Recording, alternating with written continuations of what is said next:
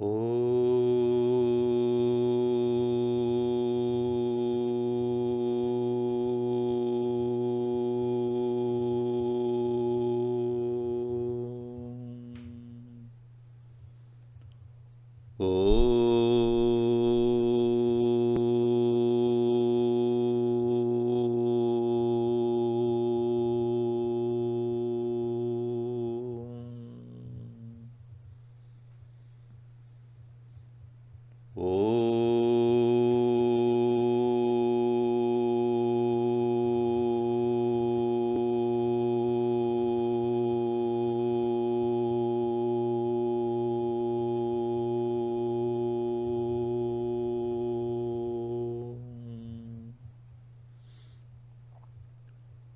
ॐ सहना भवतु सहनौ भुनक्तु सह वीर्यं करवावहै तेजस्विनावधीतमस्तु मा विद्विषावहै ॐ शान्ति शान्ति शान्तिः।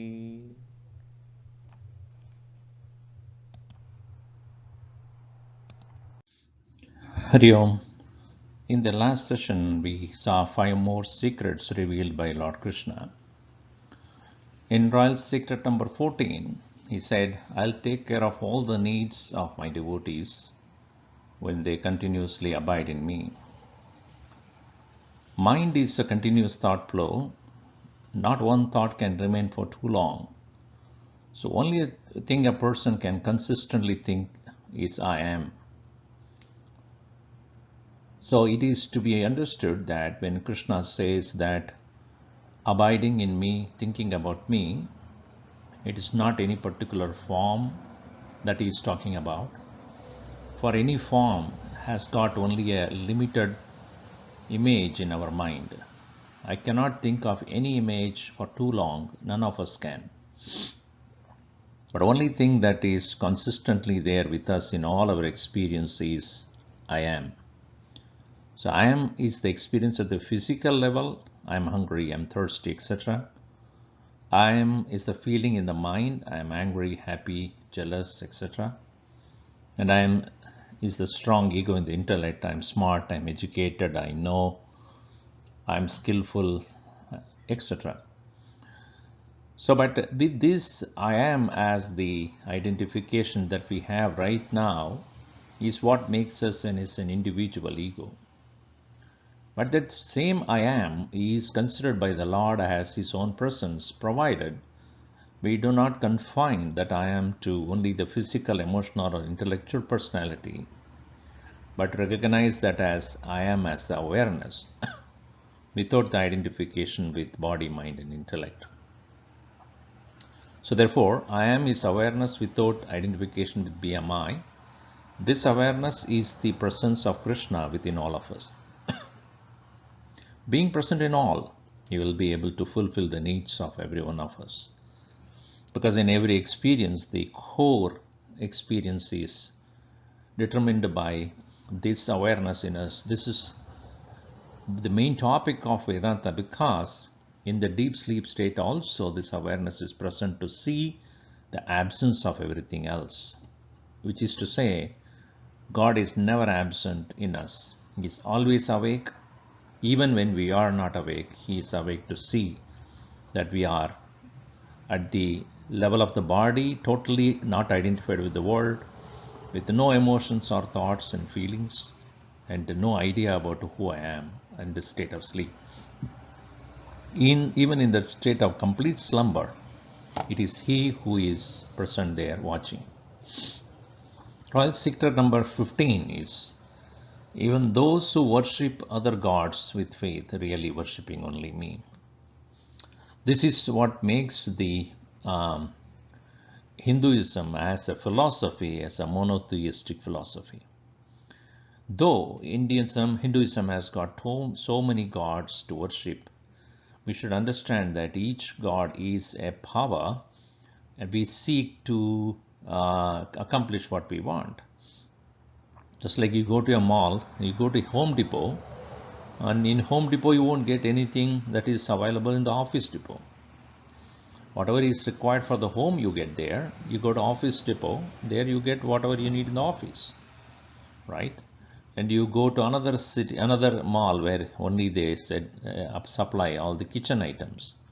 In another place, you have all the furnitures. In another place, you have many other things. So if you go to a particular mall, you get only what they sell there. You cannot get anything else which they don't sell. In the same way, the gods of the different kinds are confined to their own field of activity, and then accordingly there are many different gods to worship. But even then, all those that are there are getting their powers only from the one source. So therefore it says worship is only a ritual if there is no faith in God. Light emanating from all stars are only from the same sun.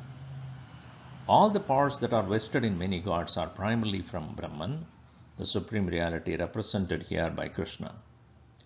It is like though you eat only by mouth the food, the nourishment derived out of it belong to the entire body.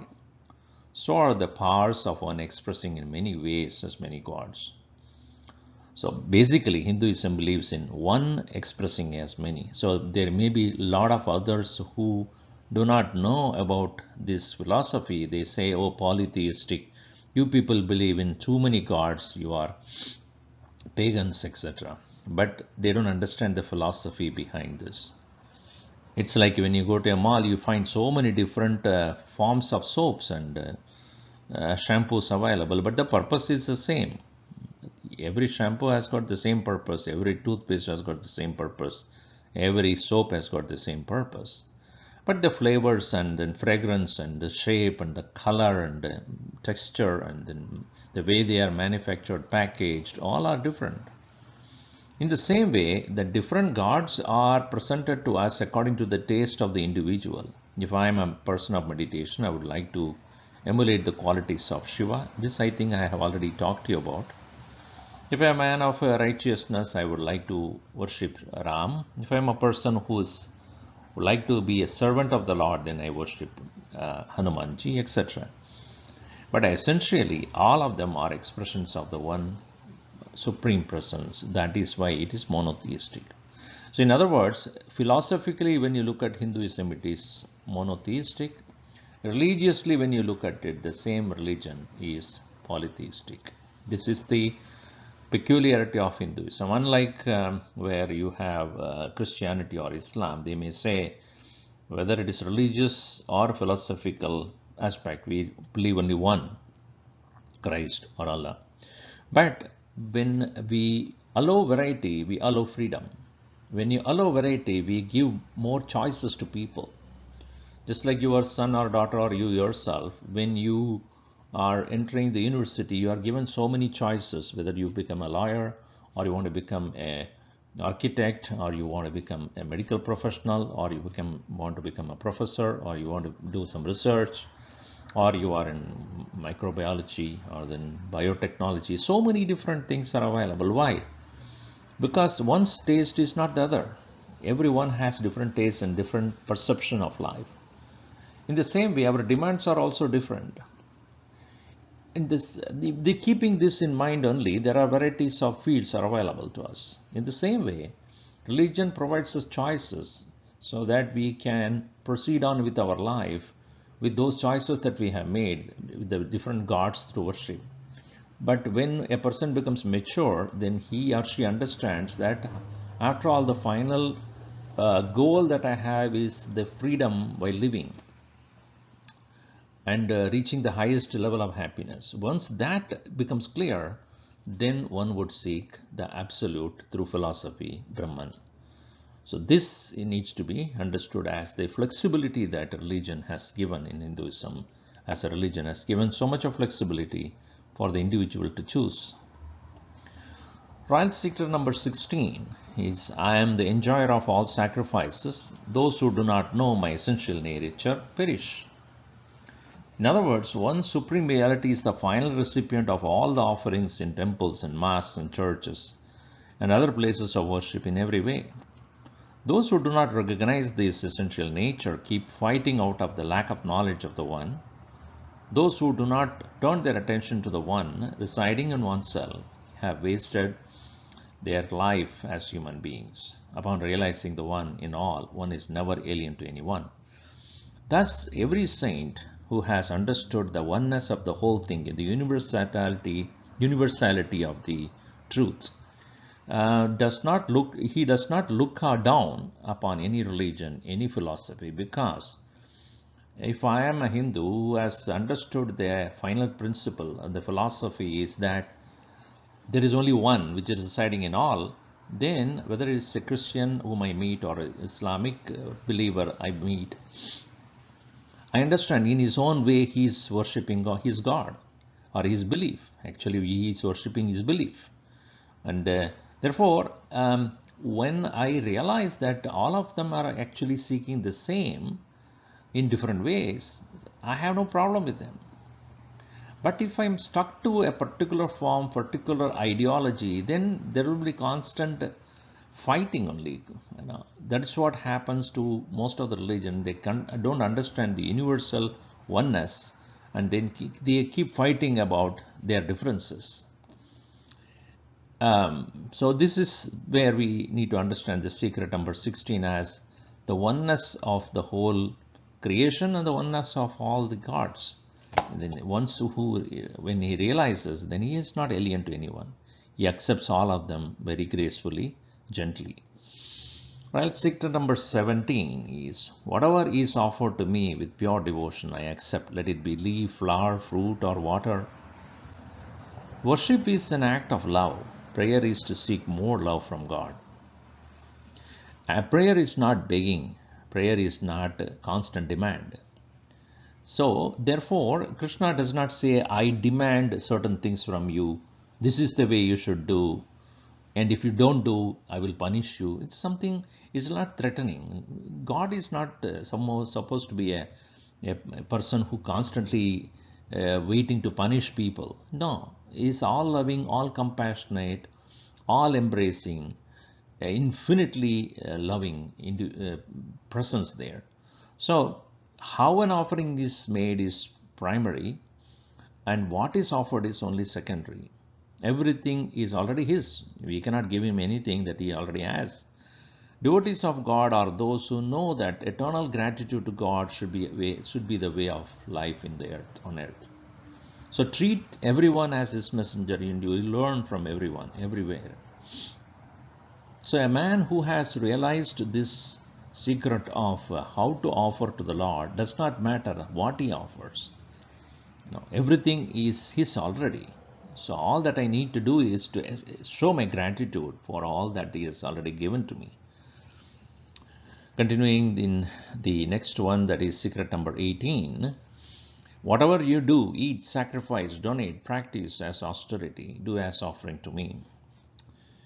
So he does not say that you must go to a temple or church or the mosque and then do a particular methodology of praying or tradition of doing things. He is so revolutionary. Sri Krishna was so much a revolutionary of his times. As you see, he says, just do whatever you're doing, but do it as an offering in your mind. No action is complete without His approval, really speaking. Thy will be done is not a helpless cry, it is the highest wisdom. When you offer every act unto Him, there is no regret about what is not done. Offering is not to submit to an idol, it is to serve everyone as though you are serving Him. Every flower blossoms for Him, every fruit is waiting for Him, every day sun shines for Him alone. The entire nature is celebrating His presence. Every tree, every flower, every fruit is His and His alone. We enjoy it, no doubt. We enjoy the nature, we enjoy the sunshine, we enjoy the moon, we enjoy the air, we enjoy the water. All that we are enjoying as what is given to us as a gift of God. It is what He just asks is, just remember me, that it is me who is giving it to you. I do not want anything else from you because it's already mine. You are enjoying it. So the only way He expects us to, live our life is be grateful to what you are receiving and offer whatever you do as an offering to the Lord. After all, it is not even necessary that one has to go to the temple to do that. every individual, every person that I meet in my life is his messenger, his expression, his form, his representative. And if I can treat everyone in that way, that God in this form is approaching me now, then there cannot be any regret in life, no expectations, no depression, no disappointment in life, because after all, I am only serving Him who has already given to me so many things. Thus, a life of a devotee who has understood this will become complete and so fulfilling. That's what we saw in the previous session. Now we come to this week's or this new session, Royal Secret number 19. Krishna says, I shall release you from bondage of action. It's interesting that we always think that I am forced to do, I'm supposed to do things. You as a student, you as a householder, or whatever be profession that you take, we think that doing a work is a commitment, a bondage, a burden, a task to complete. But when we realize that it is one way of serving the Lord, it's totally different perspective. Actually, no one is bound by action. All are bound by result of action. If I'm asked to do something which I know very well the result does not belong to me, would I do at all? Let us say that you are asked to plant some trees in a public park, and you go there and you do that, and you know very well that it's not in your backyard you are planting the tree. It's somebody, it's in the public place, so it will be used by many others. You won't even know. It may not be in your lifetime you will even see that becoming a tree. But you do plant it. Why? Because it's not mine. It is not for me. It is for someone whom I don't know even, who are all going to use this. But it is something which I do for the sake of environment, for the greenery that everybody will enjoy, or the oxygen that it will produce for everybody to breathe properly. So, if we are able to see the global perspective of that very act, then there is no problem. The act will be done with great joy. Always, when we think, what do I get, that becomes the bondage. Even between people, my wife or my husband, my children, my parent, whomever it be, when we are doing it as a return to somebody what he or she has done, then obviously it is a burden. Okay, you did it, therefore I am doing it for you. Or I am doing it for you, therefore you will do it to me tomorrow. This kind of an expectation with which we do the action, with the result in mind of getting something out of it for ourselves, is the burden. So action by itself is not the burden if the result is not insisted upon for oneself.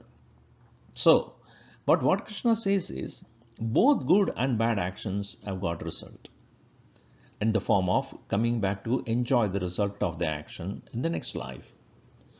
So rebirth is assured whether you do good action or bad action, for sure. So how to come out of this? This thing, simple thing is, do with no expectation of the result.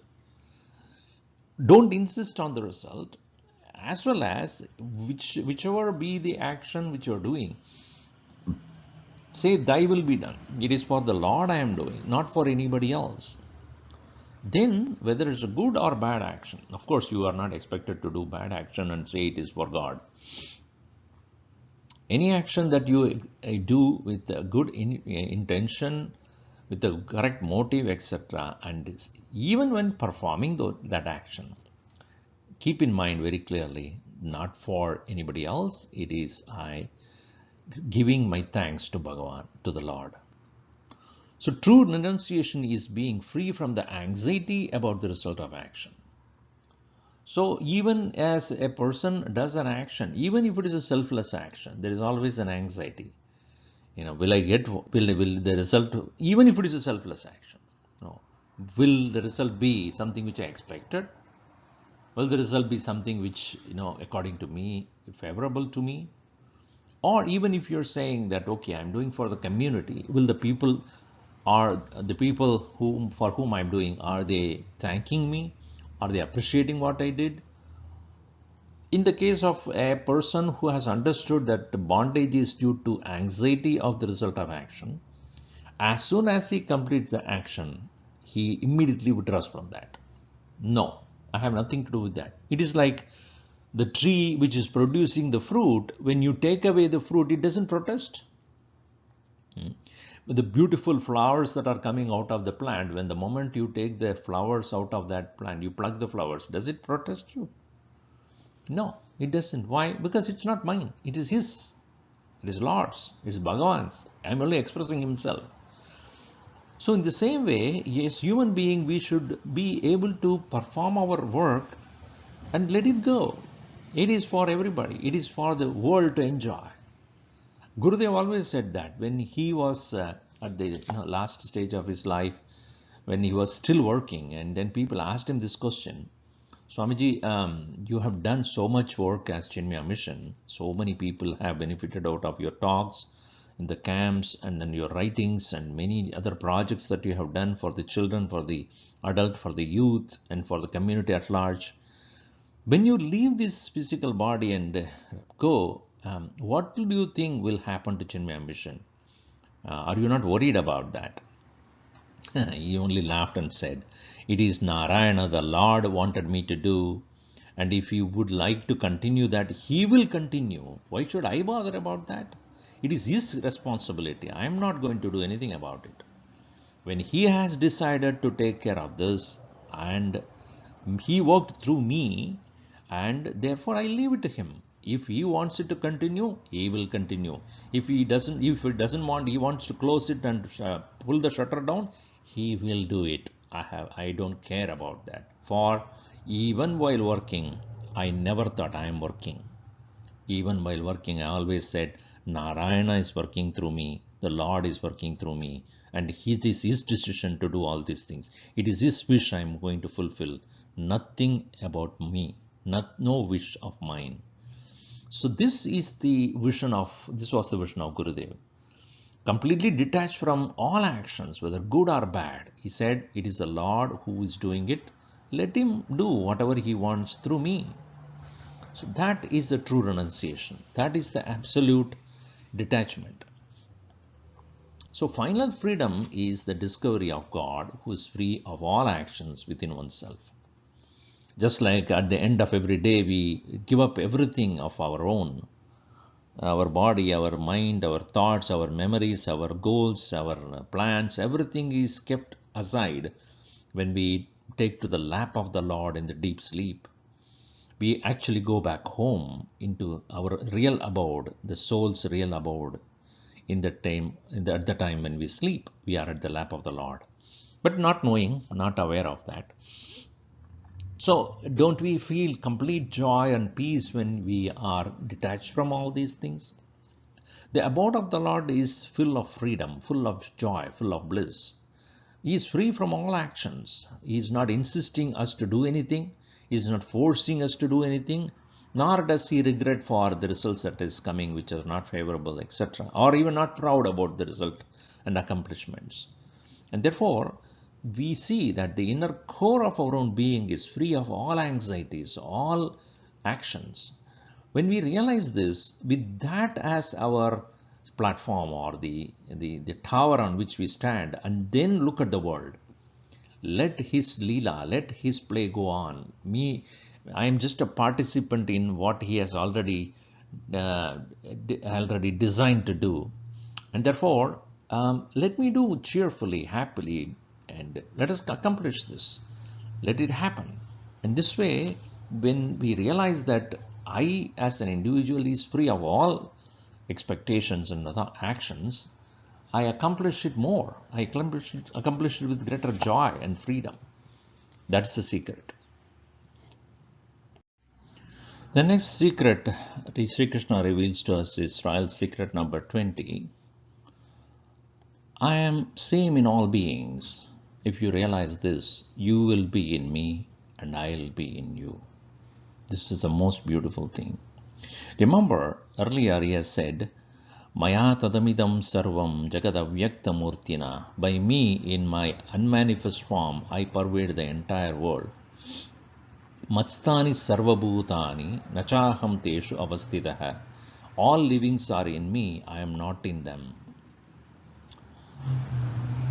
Nachamastani pashyame yogameshwaram. And as third, later on he says, no one is in me. This is my greatness. So where is he exactly? Here he declares, Samoham sarvabhuteshu. I am available same in all beings. I do not have anybody. And if you realize this, then you will be in me, I'll be in you. So God as the innermost self is the same in all beings as our own dear life. Every living being is in love with oneself only. No doubt about that. It is the primary love for all of us is our own self. And it is often said that because we love ourselves, we love all other things. If I am loving sweet, why do I love sweet? Because that eating sweet makes me happy. And why do you want to be happy? Because I love myself. It is like this. If I love somebody, I would like to make that person happy or not. And if that person is not happy, I feel very bad. I feel very bad about that. That's my friend, somebody whom I like so much, and that person is a little unhappy. I go and ask, hey, what happened? Why are you unhappy? Why are you crying? Why are you upset? Why? Because love expresses in that way that I would like to see whomever I love happy. And therefore, if I say that I take sweet because I will be happy, because you love yourself, you want to keep yourself happy all the time. The logic works that way. So what is the primary love that we all have, for which we are striving for happiness? Oneself. And what is that self which we actually are in love with?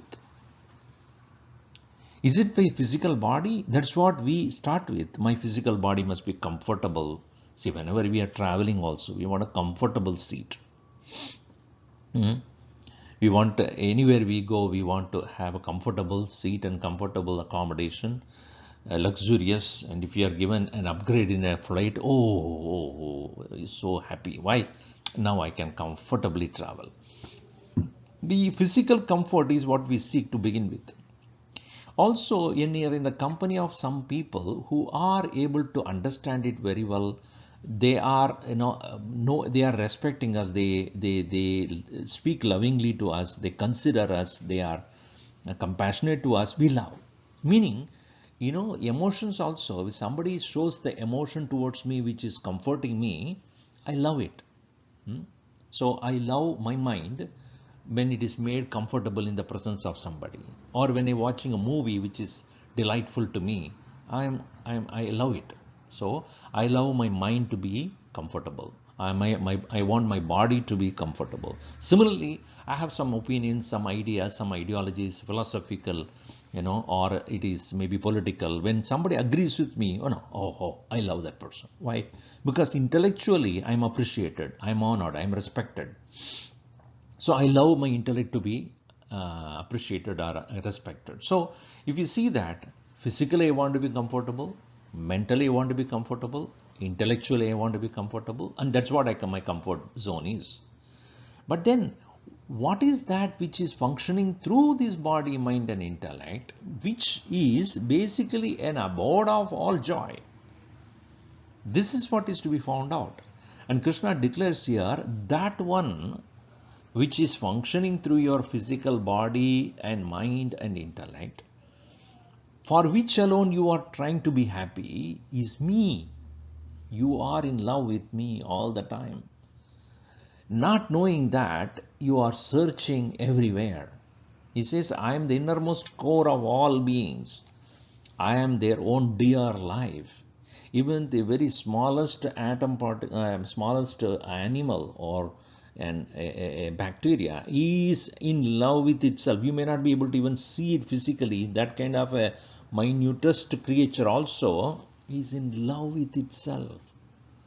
Think about it. The life is not what necessarily we should see it in a huge, humongous elephant or dinosaurs and huge things, but even the smallest unperceived smallest worm also, or insect also, is alive. It is having its own life. We can't even recognize what its life it could be. We can only recognize life as we see it. Our enjoyments, our requirements, our indulgences, our needs and demands and goals, that's what we are preoccupied with. But imagine a bird that is flying is also having a goal. It has to go. If it is raining outside, it has to go and make sure that his small little ones are fed. So it is going here, there, flying to one tree to another, making sure it is taking the food to itself as well as bringing the food for its own members of the family. Maybe in some tree in the corner there may be a small nest in which its own small little ones are waiting for the mother to bring food. That is its life. As much as you drive a car and go home and feed your children.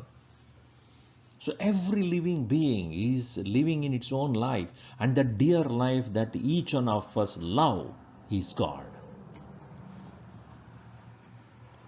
So no one is nearly really dear to him, and no one he hates, because he's same in all. How can he be in love with one and not in love with another? If I am seeing myself in all, how can I hate someone and be dear to one? It's like I'm standing in front of the mirror. I love my own reflection. If I'm physically good, I love my reflection. But if I'm standing in a place where there are 100 mirrors, every mirror is reflecting me, I don't get fooled that there are 100 people. Whereas if you put a dog in the same place, when it looks at its reflection of 100 dogs, it will start going crazy. Why? It thinks that there are 100 dogs there. But you and I don't. Because you know that it is only you everywhere reflected. In the same way, a saint looks at the entire world as his reflection. Everyone is reflecting the same God. The one in me is the one in all.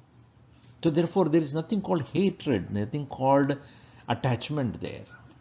I am the same in all. So therefore Krishna here says, when I am same in all, nobody is near, nobody is far, nobody is dear, nobody I can hate. So worship is a journey towards him residing in the heart of all beings. Start with your own. The journey is starting with on your own, and we have to begin the journey to go within ourselves. And in the core of our heart, not the pumping heart which is pumping the blood everywhere in the part of the body, that's what we call it as a heart, but really speaking, the heart is the innermost presence of all of us. So when I recognize that it is he who is there in all beings, where do I start from? Start with your own. Start with the God which is sitting in your own heart. Be truthful to him. Be sincere to him. Don't cheat. Don't mistrust him. Don't do things that will make him upset, or don't do things that will be contradictory to your belief. Don't do things that are harmful to yourself and harmful to others. So be truthful to yourself, your own loving God which is present in your heart. Let us say that when you get married and you got a child, will you do anything to hurt the child? Even if somebody tries to hurt the child, you will protect him, right? You will make sure that, he is taken care. In the same way, Bhagavan is the very core of our own being. And how can we hurt him? How can we do anything wrong to him? How do we be violent to him? Once we stop violence within ourselves, we stop violence outside. When we are angry with ourselves, we cannot but be angry with the world.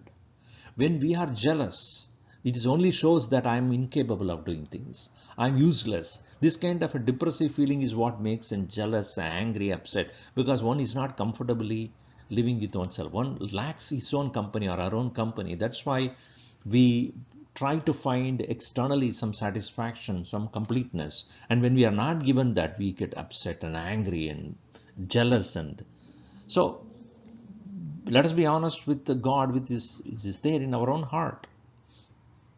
When you start living in him, as you start enjoying his company, then you start enjoying his company in you. So when you start and recognizing his presence in the chorus, in the most, sorry, not chorus, the most recess of your own being, inner core of yourself, and start enjoying the company. It's like when I start enjoying a person's company, I seek that company again and again. This is how the friendship begins, right? I enjoy the company of XYZ, somebody, and I would like to meet him or her often so that I'm comfortable. So, in the same way, a devotee is one who starts enjoying the company of the Lord in his heart. He doesn't need anything else. And when you start enjoying the company of the Lord, you start living in Him. That's why Krishna says, when you start my company, enjoy my company, I start enjoying your company. And thereafter, an individual becomes completely engrossed, completely abiding, fully in him, in the thought of the Lord, and such an individual lives a very joyful spiritual life. The next secret, royal secret Bhagavan is revealing to us is, even if you are a sinner, you will be considered as saint by me if you decide to change. My devotee never perishes.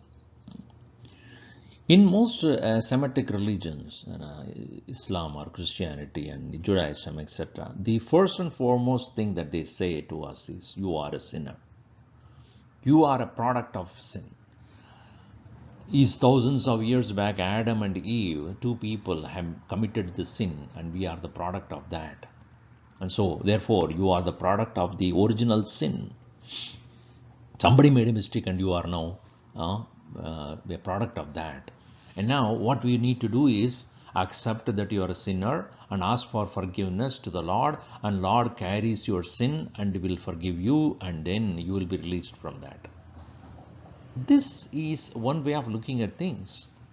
And when we start thinking that we are sinners, it's nothing positive about it. Do you think it's positive about it? When somebody comes and tell you, you're a criminal, first question you ask this is, why do you think I'm a criminal? I'm not in a jail. I'm not a criminal. I didn't do any crime. I never even thought of any crime. Why do you say that I'm a criminal? No, I tell you, you are a criminal. According to God, you are a criminal. And you wonder, what rhyme or reason why you are calling me a criminal? Yeah, I don't remember that I have done anything wrong. You didn't do wrong, but your forefathers did wrong, and therefore you are wrong.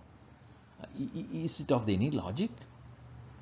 So on the other hand, what Hinduism says very clearly is, no one is born a sinner.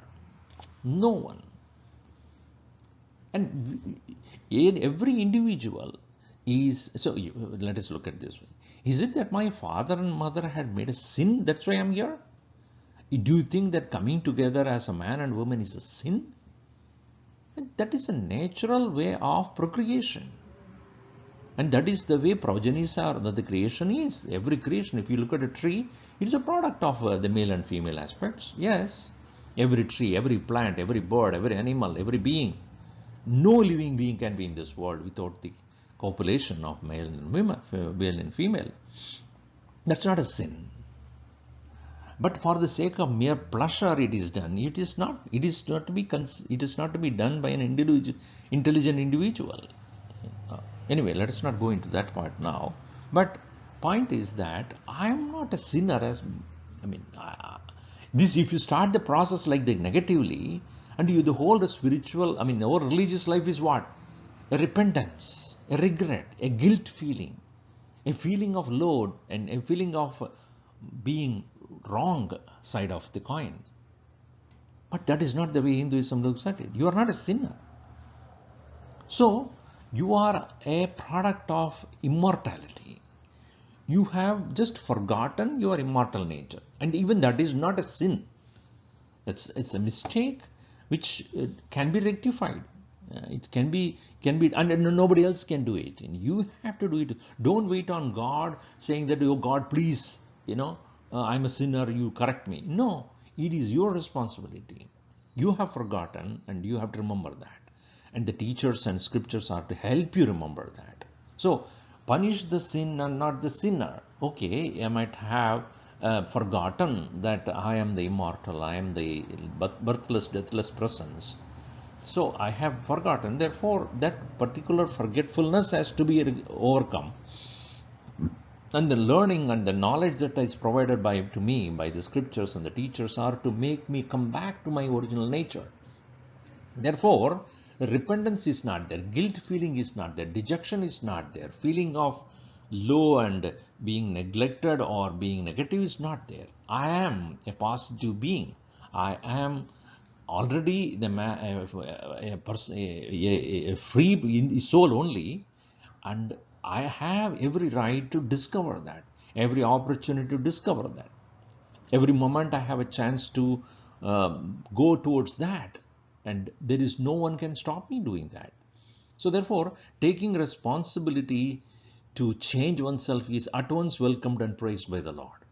The moment I realize that I can now change myself and discover my true nature, Bhagavan says, welcome, I'm waiting for that.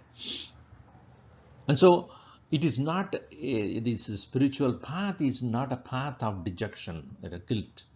It is a path of joy. I'm going towards a goal of fulfillment. I'm going towards a accomplishment which is going to make me free from all regrets and all misunderstanding. And also in the freedom is because I don't need to depend upon anything else outside me for my happiness. So I'm independent. I can declare myself to be a joyful person in myself. And I don't need anything else to decide that. This kind of a positivity, this kind of an outlook, this kind of a proactive approach is what Hinduism is all about. I am here to enjoy my freedom. I am here to discover my fullness. I am here to find my completeness. And just like a river is going towards the ocean to complete itself, its journey is complete there. It becoming one vast collection of water. As an individual river that is flowing from the hills, etc., as it goes towards the ocean, it is joyfully, happily reaching there to make itself complete. There's no regret, there's no negativity about it. So the whole perception is different. It's a completely a paradigm shift compared to all other religions which talk about, even Buddhism for the sarvam kshanikam kshanikam, sarvam dukkham dukkham, sarvam, shokamayam. Hey, what is sorrowful about this world? Everything is beautiful. Look at the trees and the plants and the birds and the sun and the moon and the stars and the whole creation is vibrating with the celebration. It is enjoying its their multiplicity, and then the blessings of the Lord, the grace of the Lord flowing everywhere. And when we look at the creation, which is so beautifully representing the Lord, I should become one with this vastness, one with this beautiful celebration, beautiful, joyful creation of the Lord. Why should I be cocooning myself into a small thing? I am a sinner, I have committed a sin. Even if I am not committed a sin, somebody committed a sin, I am suffering it. That is not the way to go about it. So, totally a different outlook altogether here we see. And then you live a life of virtue only if your goal is to know Him. When you realize that that's what I need to complete my journey for, then you look forward to it. It's like when you are traveling to some place, you are going to meet somebody which you have not met for a long time. The journey is full of anxiety, joy, and then you are looking forward to that. And as soon as you reach the person or reach the place where he or she lives, you go and enjoy the embrace of the person, be in the company of that person, because we are not met for so many years, we have so much to talk about. Now, in the same way, Bhagavan is saying that, hey, come to me. I am the real person whom you are to meet. I am the one who is waiting for you. Come on. So when a person realizes the Lord is available to me, and He is quickly available when I live a life of virtue, life of goodness, life of compassion, life of love, life of brotherhood, life of simplicity, I enjoy that very journey. So therefore, your life, you don't need to worry about whether should I do this, should I do not this. Naturally, spontaneously, effortlessly, you would become a person of virtue, a person of dharma. So here he says, no one is deprived to reach Him. No one is judged based upon gender, caste, or religion. Uh, Many of the places we see the churches of one particular clan of church would not allow others, certain clan of people, Protestants and Presbyterian, then Catholic, and then so many different things. In Hinduism also it is there, no doubt. As far as religion is concerned, they constantly divide people, and divide and rule is what works, because they want to create a clan among themselves. They want to identify themselves as a particular special quality, special traits and qualities, and then they they reject all others who are not belonging to that particular mold. This is there in most of the religions, but here Krishna declares saying that no one is discriminated, nobody is judged based upon the gender, caste, or religion. Everybody is equally available to reach him, everybody is allowed to reach his chamber. I have absolutely no discrimination about it. Thus, Krishna opens up these doors to everyone, not only human, but all living beings also. Everyone is allowed to reach me, and because I am available same in everyone, it's a question of if they change their attention from external extrovertedness to internal journey, then obviously they will reach me. And from that place, when they having reached me, when they look at the world, everybody is the same. No one is to be judged based upon, even the saint doesn't judge anybody based upon the caste, color, creed, religion, region, gender, status, qualifications. That is the universal vision which Krishna gives to us. The final secret which Krishna gives to us, Royal Secret 22, is, in this uncertain world, strive and you certainly reach me. Uncertain world, what do you mean by that? He says that anityam asukam lokam. It is so uncertain, unsteady, unpredictable.